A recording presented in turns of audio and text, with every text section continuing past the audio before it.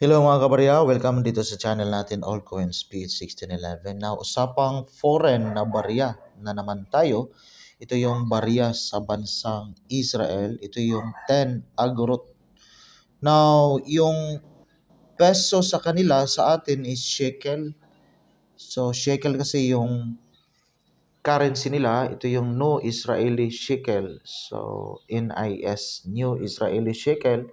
So, yung 1 shekel, so yung value dito sa atin is nasa 15 pesos.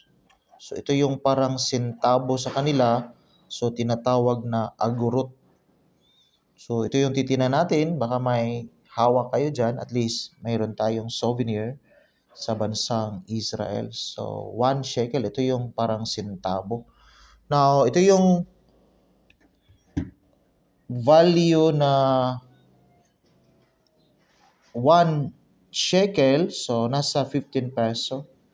So, yung barya natin is 10 agorot, so nasa 1 peso yung currency equivalent dito sa atin. So, nasa 1 peso lang ito.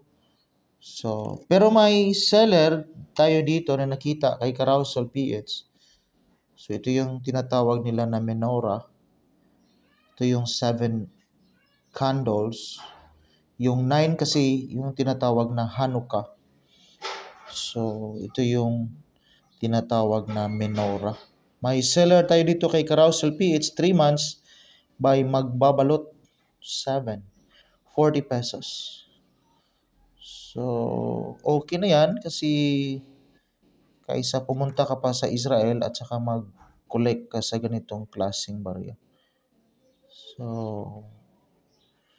ito yung Israel symbol kasi sa ngayon, ito yung tinatawag na menorah.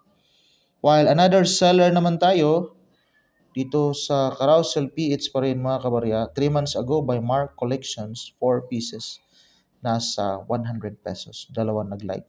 So mas mura.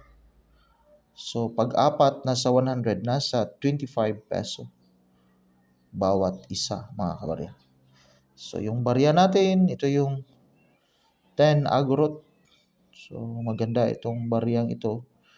So 10 agorot. Again, yung peso, 1 peso, equivalent sa atin parang barya na 1 peso, 1 shekel. Ito naman, ito yung sentabo na 10 agorot mga kabarya. Sa ngayon, ito yung pinakababa na value. Wala na kasi yung 1, parang tinatawag nila na 1 agora. Agora kasi yung 1, 10 agorot. Pero hindi na po nag-circulate sa ngayon yung 1 agora. So ito na sa ngayon yung pinakababa na coin denomination. Maraming salamat and enjoy.